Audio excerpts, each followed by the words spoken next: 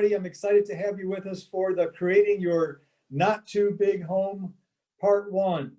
And before we get started, I want to go ahead and say thank you to everyone for joining us. We have people from across this great country: Ohio, Indiana, Georgia, Massachusetts, Arizona, and as far away as Washington. And that was Dale joining us from Washington. So I figured if Dale could hear us, anyone could hear us.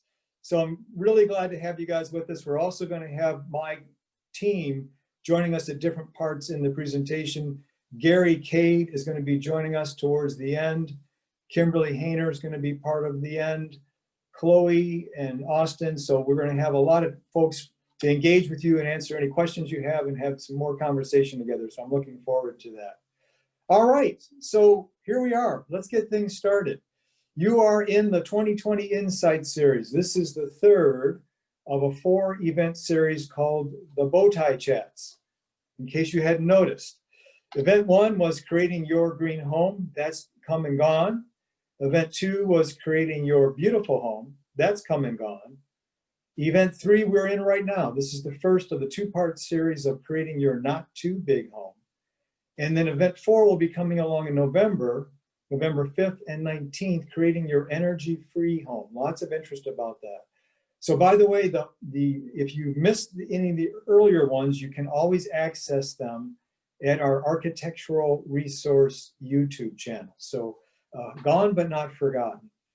And we're taking a break in October because we have 2 very, very special events. The first is the Parade of Homes, hosted by the Builders and Remodelers Association of Greater Ann Arbor.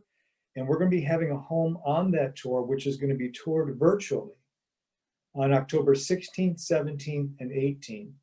And this home is not only LEED Platinum, but it's also a net zero home. And it's the first home that we've done which has battery backup power. So you're definitely going to want to check that out. And then on October 20th, 21st, and 22nd, I am on the steering committee for the Residential Net Zero Energy Conference. This is the 2nd annual Residential Net Zero Energy Conference. The Parade of Homes, you can find out more information about that by going to ARC, A-R-C, RES, R-E-S, Tour, short for Architectural Resource Tour. And you can learn more about the Residential Net Zero Energy Conference by going to the Green Home Institute website. All right. So here's how this is going to go tonight. The first 20 minutes, sharing of insights and knowledge from 38 years. Where does the time go when you're having fun? Of inspiration. 20 minutes, second after that's going to be breakout rooms, and you will be moved into the breakout rooms based on your selected interest when you registered for the event. You will be muted throughout the entire event, so hold on to your thoughts, and we'll be really excited to chat with you in the breakout rooms. All right, let's get this thing started. So rule of 3. What does that mean? We are looking at the 3 aspects of the not too big home. First of all, why would you possibly want to build a not too big home? Second of all, what do you need to know to build a not too big home? And third of all, how exactly do you go about building a not too big home? What we're talking about here is nothing short of a paradigm shift. This is the Empire State Building. I'm sure you recognize it. When this was built, we paraded this out to the entire world, and everyone was really impressed. Aren't we great? They showed the same building to the people in the sub-Saharan area of Africa, and they asked, how many sheep does it hold? So what we're asking for you to do is come into this with an open eye and a fresh mind towards understanding how we are actually understanding our space. True story. Meeting with a builder, and he said, come on to my showroom. We can meet in here. We were doing a new home for a client. He says, you'll recognize it. It's called the Castle. And sure enough, it had crenellation just like the old castles used to have, which was good for, I guess, warding off advancing neighbors. I'm not quite sure why we'd have to do that now. And when I pulled up to it, I noticed that there was a pile of debris to the side. And I looked at the house, and sure enough, they were doing some work on that crenellation stuff. And I thought, well, obviously water management issues, that's kind of tough to take care of. But what he explained to me was, no, that actually wasn't what was going on. They just couldn't sell the castle concept. People are really looking for something different these days. And so they took that away, and they were able to sell the home. Going through the balance of the subdivision, I noticed a lot of other rather interesting things. I saw this house And I saw that large gable end to the left of your image as you're looking at it. And I thought, must be a cool room with that little teeny oculus window up there. But as I drove around to the side, I noticed there was nothing up there. It was basically just a facade. We were building for looks. The Home Innovation Research Lab through the NAHB looks at trends, and what we've been seeing happening. 2020 is a complete wild card, but up until last year, we were seeing a trend towards smaller homes. What we're looking at is smaller, greener, smarter, higher quality homes, a home that you own rather than the house owning you. Let's talk about the green reasons we'd want to do this. I'm sure you're all familiar with the LEED program by the USGBC. LEED reports that all else being equal, a large home obviously will consume more materials and energy than a small home over its life cycle. But this is something that kind of shocked me. A 100% increase in home size, which is, you'd think, mostly volume, actually yields an increase in material usage up to 90%. Let's talk about the other green, the green that fits in your pocket, the green that gets everyone's attention. A 100% increase in home size yields up to a 50% increase in annual energy use, something that we're not thinking about. There's the initial cost, but there's the operational cost. University of Michigan professor did a study and found that if you could reduce the size of a home by 10%, and if you took that cost and invested the difference at a 5% rate of return, you would pay for the energy cost of that home forever.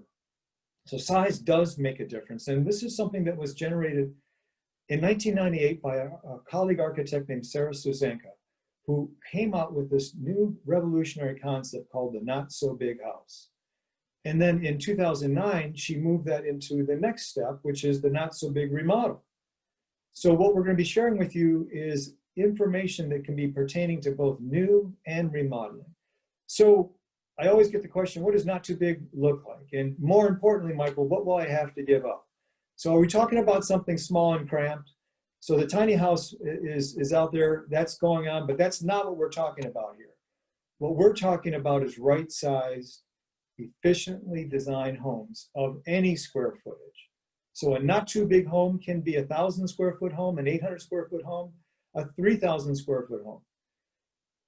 This is a passage in Jay's book, who started the tiny house movement. And I love this quote. It is, you know you have reached perfection of design, not when you have nothing more to add, but when you have nothing more to take away. And that's what we're talking about, is looking at that. So what does a not too big design home look like? Well, it's a home in which if you do it right, you're not giving up anything except excess square footage. We at our office, at Architectural Resource, have 10 key design concepts. And we're going to be going over all 10 of these in this presentation. We're going to go over the first 3 tonight and the second 7 in 2 weeks when we have the part 2 of the not too big home. So let's talk about this, rethinking room. This is a key concept.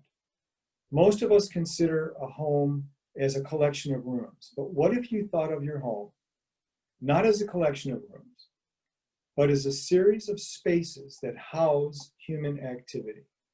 We're going to use this house as an example. This is Michigan's first LEED Platinum whole house remodel in 2008, only the 5th in the entire nation.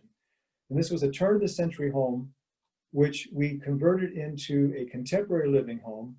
And we used not so big design strategies throughout this home. So this is how it began. And this is the remodeled design. We basically added an L wing and then wrapped a front porch around the house. But what you'll notice is this is a series of spaces, not a collection of rooms. By designing in this fashion, we have visual access across the house. So when you come into the house, you are first greeted by this really awesome stair made out of reclaimed lumber that came out of a dumpster several blocks down the street that was destined for the landfill.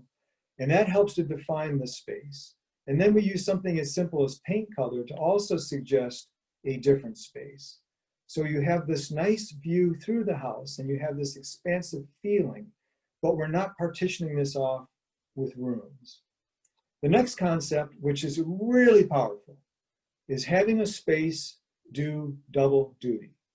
In particular, we think about circulation space as being very expensive space. That's space that you get to move through once and then clean, heat, and pay taxes on the rest of the time. So we like to design a home that has no hallways. So every space is doing more than one function, allowing the same space to do more than one thing. So here's the second floor of the house as we found it. And pay attention in particular to that centralized bathroom and that hallway. This is the remodeled house. You can see the L wing. Now, if you study this plan closely, you'll notice we have no hallways. We have a series of spaces. And what was a hallway before has actually become a spill space that feeds into the various different rooms. But when it's not being a hallway, that space takes on a different purpose, and it becomes their fitness and yoga area. So we've essentially designed an entire second floor that has no hallway space. Everything is being put to use. This next concept, also important. We see things and we experience things by contrast. You're seeing me right now because I'm contrasting to the background. We can use shelter around activity as a way to expand space by contrast. So we will design smaller spaces or alcoves that will be ancillary spaces inside the main space, and they will give human scale and make the main space seem larger, almost by default.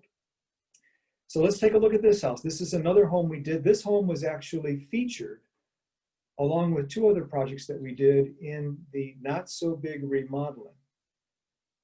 This is a 1920s Sears kit home. And what we're going to look at in particular is this entry area here. So here's the, as we found the house, and here's the remodeled experience for the house. Now, what I want you to notice is we've created a false window seat. So the outside of the house is to the right of that green, but we're building inward to generate this look of a alcove. This is the before shot of the home. Same exact view.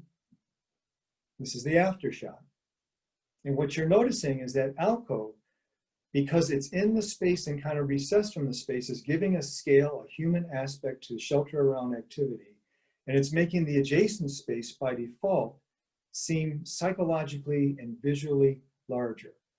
I hate to say it, it is smoke and mirrors, but it's actually more than that. It's what I call environmental psychology. So understanding how we experience a space. We experience a space through our eyes, and then we attach meaning to that. This is a way that we can make any space seem larger. Now, we've gone over the first of the 10 concepts tonight. We're going to go over the other 7 in 2 weeks. But what we want to share with you now is, okay, once we understand these concepts, how exactly do you create a not too big home? Well, we have a very simple 3-step process. The first step involves us working with you to explore possibilities. We put form around your why. The second is we move to a cohesive design solution. So we determine what is the actual direction that you're going to be taking. And then the third is to map out the strategic plan of how this all comes together. This 1, 2, 3-step process is what we use to help make what can seem like a daunting, overwhelming challenge something extremely accessible, very, very doable, and very manageable. I'm going to invite my colleague Gary Cade to join us. Gary is our sustainable building consultant, and Gary's been with us for a number of years. And Gary, I was really excited, introduced a concept which he dubbed BNO. And I'm not sure if Gary's going to be able to join us. Yeah, Michael, you there? I'm here, but I can't start my video, so I'm not quite sure what's going on. Chloe, can you turn on Gary's video? Yep, should be able to turn your video on, Gary. There you go. Hey, Okay. Gary, good to see you. Okay. So talk to us about BNO. Alrighty, so Gary Cade here. I've been a builder for some 40 years. And what I've noticed, and I kind of coined this term BNO, is what we as builders tend to be pretty much set in our ways of doing things. And what I've noticed is mostly what we're building are brand new, obsolete homes. And that is not good. And, oh, okay, I just saw, Michael, that you put it up there, brand new and obsolete, which is a little bit crazy. But I do have good news. The good news is you don't have to be stuck with a BNO. You can actually build a home of the future today. And the secret sauce and how to have you make that happen is through planning. What makes it so successful, and Michael, I'll let you talk about the planning pyramid. Yeah, Gary's on to the key fundamental piece of successful architectural and design and homes is something that actually a client shared with me some number of years ago. He said, Michael, 1 hour of planning can save me 10 hours of fixing during and 100 hours of correcting after. And when you think about it, you could put dollar signs in front of all those hours because they sure do add up very, very quickly. And I got more good news. The more good news is, you know, planning is the key, and successful people plan. And also, it is never too early to start planning. People always say, well, I got to get this in place or that in place. Wherever you're at right now is the perfect time to get started. Our clients continually say the best thing they did was finally get started, because just thinking about it, guess what? Thinking about it gets you nowhere. You actually have to take the first step. And the final good news is Michael is offering a free consultation. And being on the call today, you can take advantage of that. After our breakout session, if you'd like to schedule a time, we have Michael's calendar, and you can stop the thinking about it and actually get in action and have it happen.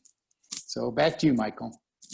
Yeah, Gary's right. This planning piece is so critical. And what many times people say, well, I'm a few years out, so I don't think it's time to start planning. My response is always, well, that's fine.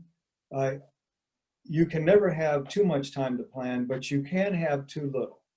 And the amount of decisions and thought process that you want to go through makes sense to start on that the minute you're actually thinking about doing something. And particularly if you're thinking about a new home, you absolutely want to be in touch with us beforehand so we can help you with site selection, which can be all the difference in terms of making sure that you're going to be building a good investment on the right piece of property, and particularly if you're interested in sustainability or energy.